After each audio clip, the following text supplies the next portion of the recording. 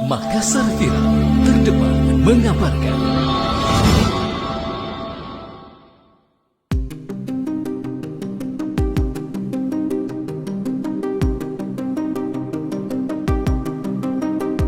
Viral, kebakaran rumah warga di Jalan Banta-Bantaeng Lorong 2 saat warga menjalankan ibadah sholat tarawih, Sabtu, 16 Maret 2024.